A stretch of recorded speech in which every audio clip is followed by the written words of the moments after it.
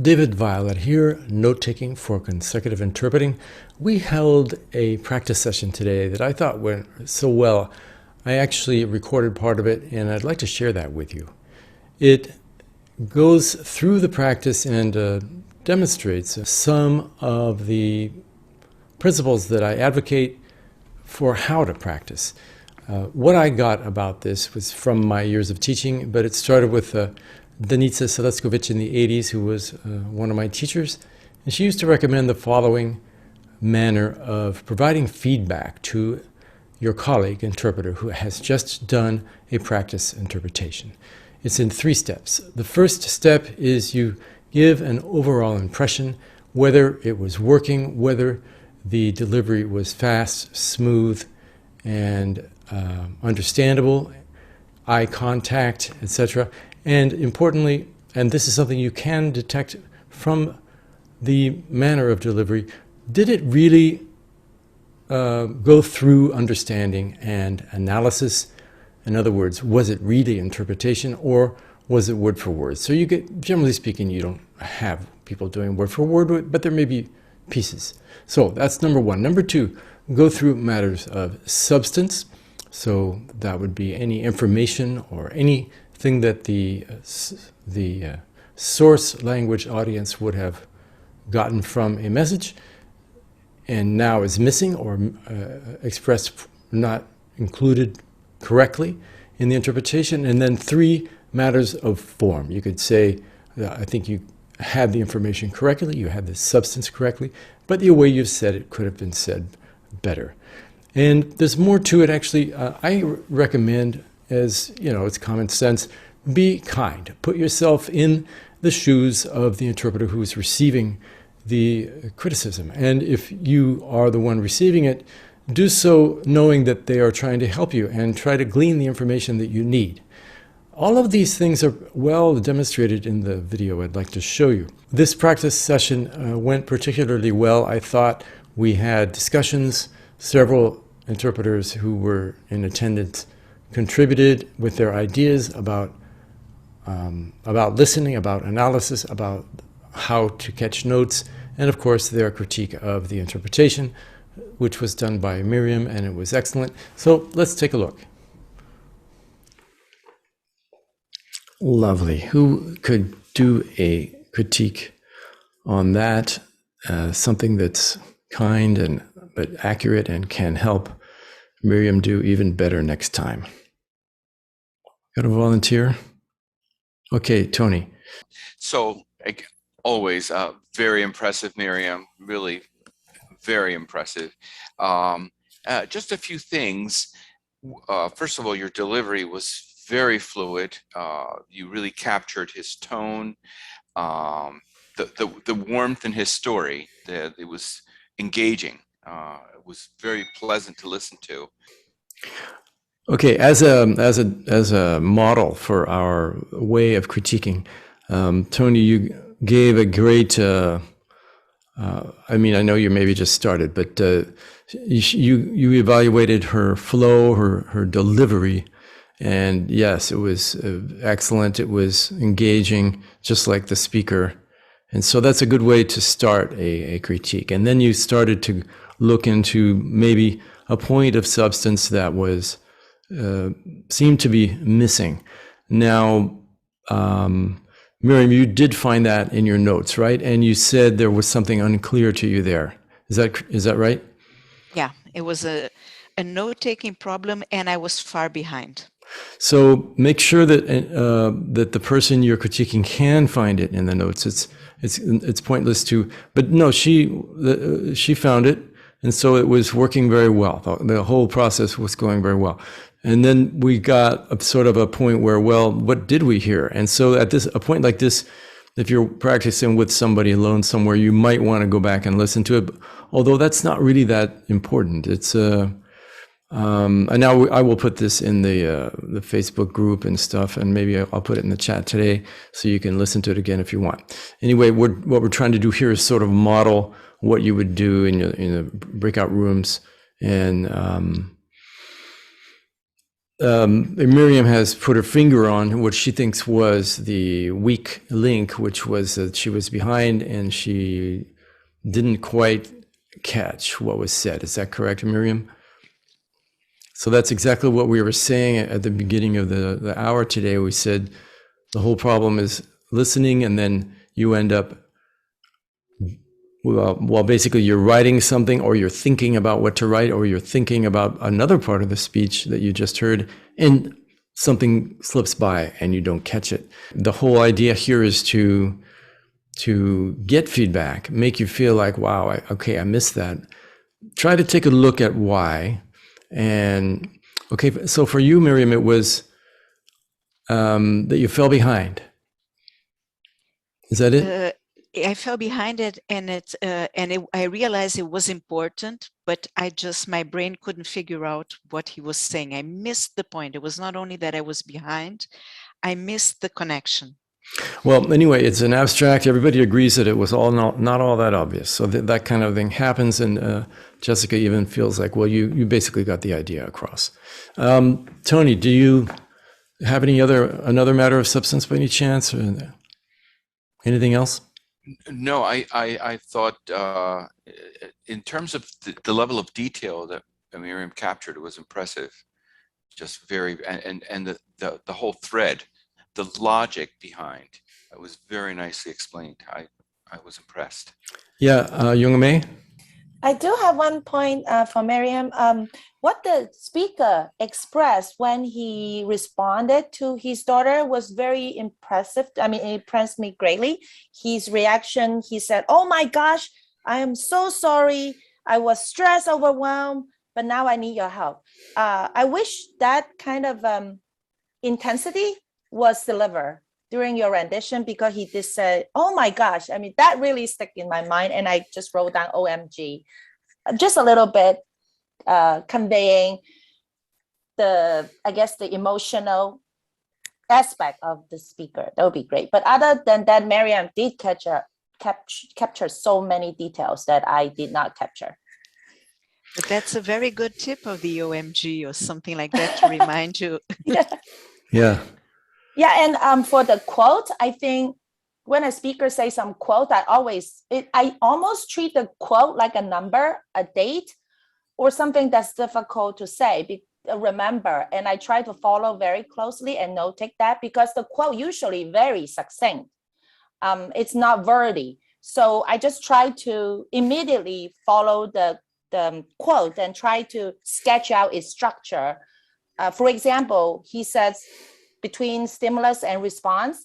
So I simply write the two words and put an arrow across. And then he said that between this, there is a space. And then I put another arrow underneath and put space underneath. So I kind of sketch out a diagram or the structure of his quote. And I think I treat the quote like a non-contextual information, like number, date, things difficult to remember. That's how I treat it. Because they're so dense. That's an interesting way to treat a quote, because a quote needs to be more literal than the rest of the speech, because we're modeling the way to do it. And I'd like to say, Young Mei, I would have, according to what I recommend, I would have liked you to have written down exactly what she did say. So we're left a little bit frustrated because I actually don't remember. She may not remember. And you're saying something is missing, and it was not quite as expressive, although you did give us the, oh my God. But that's the kind of thing that would be, sometimes you can't do it. It goes by too fast, even as you're listening to an interpretation. But let me try to model it here. I had a little critique, Miriam, that was related to form. It's just a matter of form. You said that death from lung cancer is 3, and I wrote it down verbatim, 3 times more common than the 3 most serious cancers combined. And you needed to say than the next 3, because it's confusing. This lung cancer is cancer. Anybody listening would say, okay, I got it. It's a cancer, lung cancer is at the top, and then the next most serious three follow. We often make little tiny mistakes in form like this. But I wanted to point it out to model that I did write it down verbatim. That's the only way that I can really tell her about this small thing. And maybe, Miriam, you remember something about that, because I think if you were saying it spontaneously, you would have said it. I know that your English is good enough to say it. And do you remember that, saying that? I remember as soon as I said it, I thought there's no output control here, because it's obvious that if lung cancer kills more than the other cancers, it is the top of the list. It's the most aggressive one, and then come the others. So there was something that I realized, and it was output control. It's the excitement of doing a consecutive, and you don't. I realized it. That's interesting. I'm glad I'm not bringing up something that's totally fictitious in my mind. But and then you have a judgment call, right? Should I stop and correct this, or should I not? And I think you probably made the right call. It's so minor that it's clear what you meant. So, but I wanted to just mention it because I did write it down, and this way we're modeling what I would like you to do is when you have a comment, try to get verbatim. Hafid, okay, so you have another comment? Yes, David.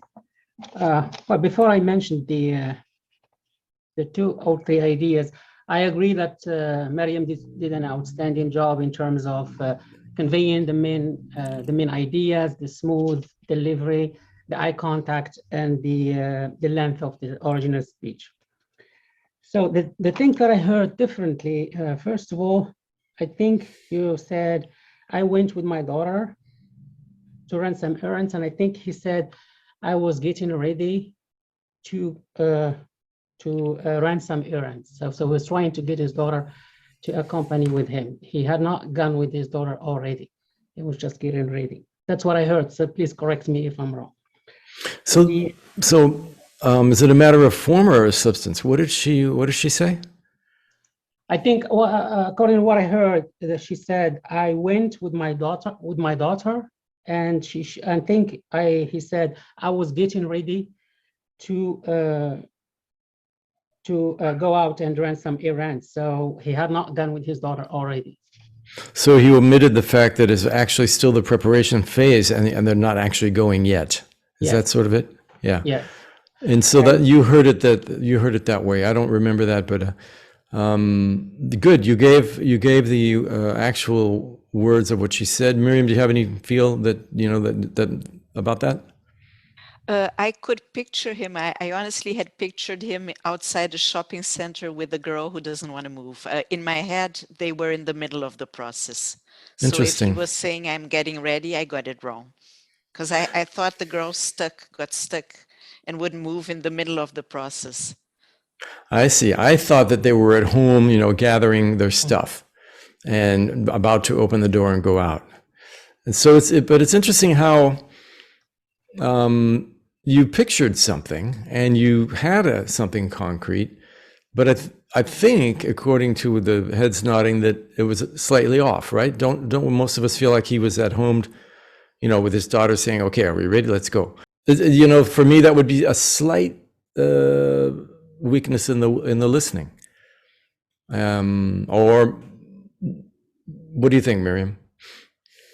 And what usually interferes with the listening is we're distracted by the notes. So sometimes, though, it's a specific expression that we don't know that well. So that's the kind of thing you need to dig in your practice, figure out, okay, what did he say? Was it something I don't know about? Yeah, Tony? I think there was a word that really helped me place it in the context of getting ready, and he was talking about beginning the conscious capitalism movement, and living with his 8-year-old daughter and living with a friend. I was juggling a lot. The idea of juggling a lot and then going into going to do errands immediately placed it, I think, at the house. In other words, organizing things, juggling this, juggling that, getting ready to go with his daughter. And I think that helped to orient the Interesting. So he actually order. said juggling. I'm not surprised, but I didn't. Yeah. Yes, he did. He probably would not be juggling in a shopping center, right? Unless, and so maybe that was the expression. Yeah, go ahead, Hafid. Did you want to say something sure. more? Two more things quickly. So I think I heard you say it was a wake-up call for me, and I think the speaker said she was trying to tell me, wake up, pay attention. Maybe it's not a big deal, but I just want to share it. Yeah, And no, then- that's good. Let me get on. So she said it was a wake-up call, and the original was, she said, wake up. Yes. Yes, she was telling, she told her father, wake up, pay attention. And Whoa, like it's a, yeah. And Miriam said, and this was a wake-up call for me because it made me realize how important it was to have. Okay, this is really interesting. To me, you know, if she was going into a different language, she would find a way to say that. And it's so close that I would, and you've said it, Javi, I know that you prefaced it with, I don't know if this is important or not, so I'm not. It's so close that I see it as is actually sort of a good sign. I don't want you to be writing down verbatim what they say and then saying verbatim what you have on your paper. I want you to be saying, okay, here I am. I'm now the speaker. I'm saying what he said. What did he mean? What was going on here? So that's the kind of thing that'll lead you to say something a little bit differently, but the meaning is still there.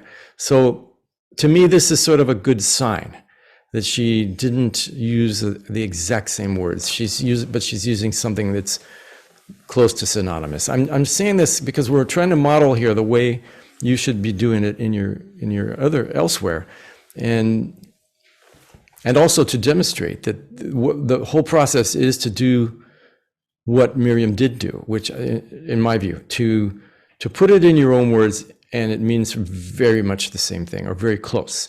Although Hafid is a little bit different, I agree, because the daughter's saying, hey, wake up.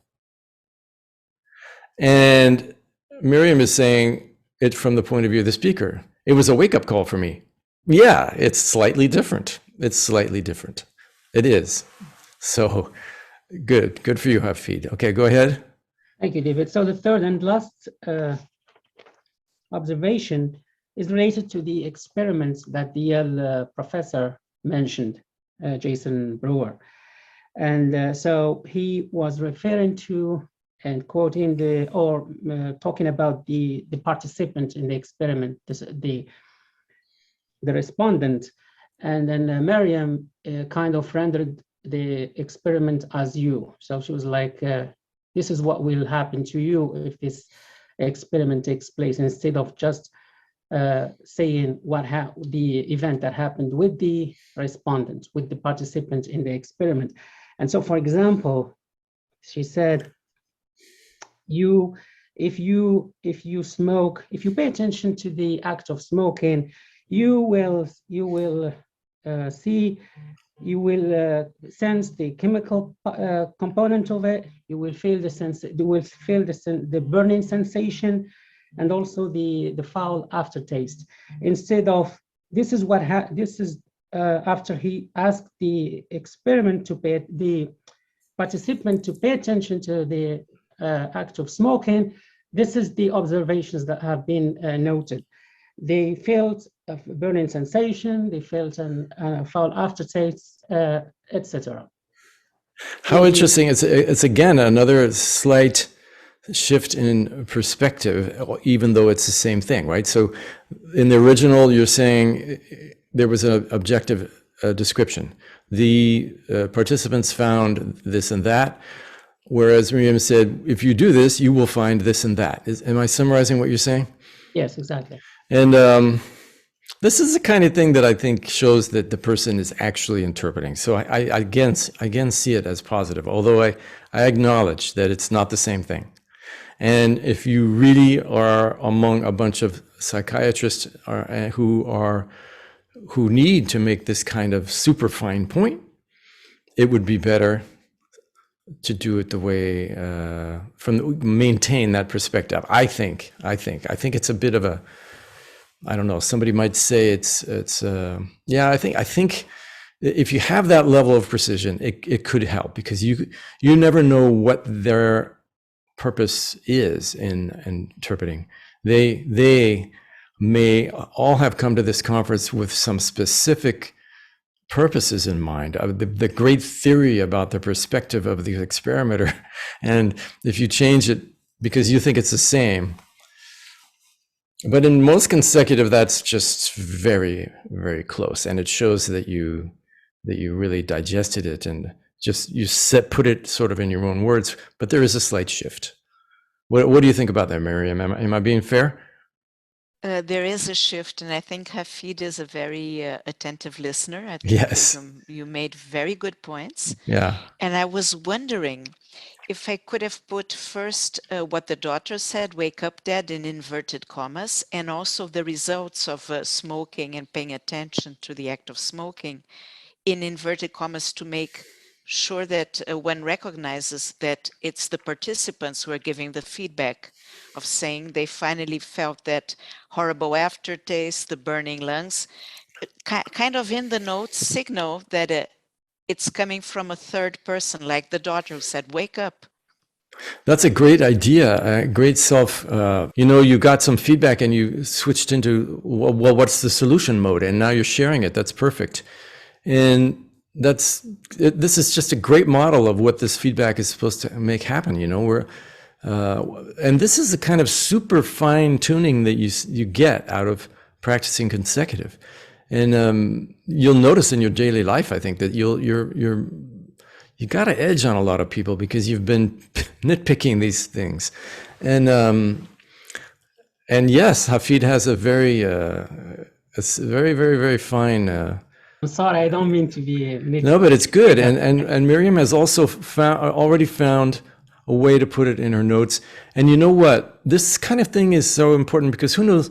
Maybe Miriam, I'm not saying you, Miriam, but maybe somebody is doing this all the time. And, even if it's a super fine point, if it's done all the time, it's something you want to notice.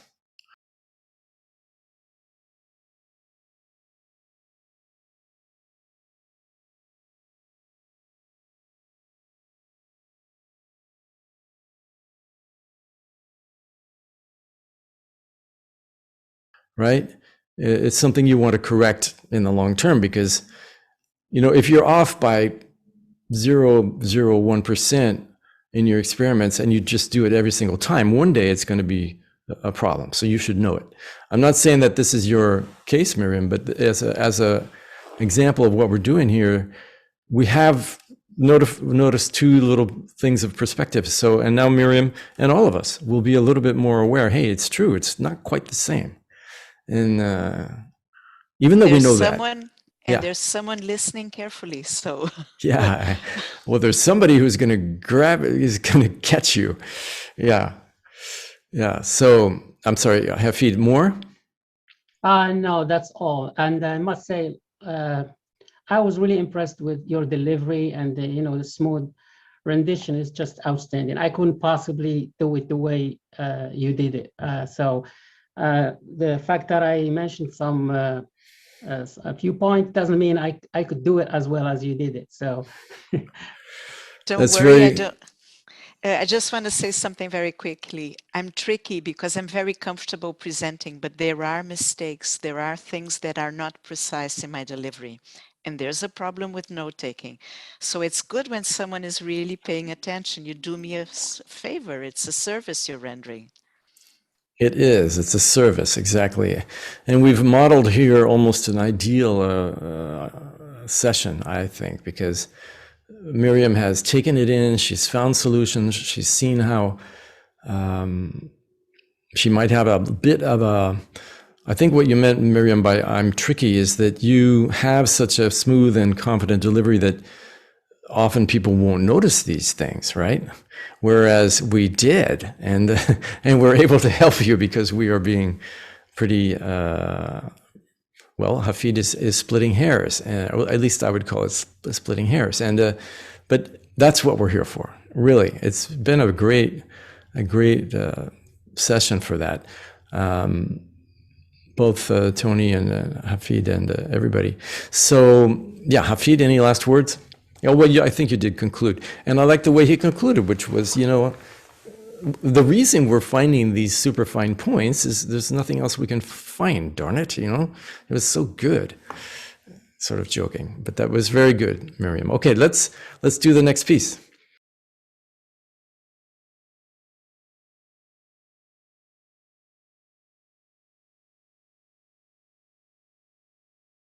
I think the secret is practice. And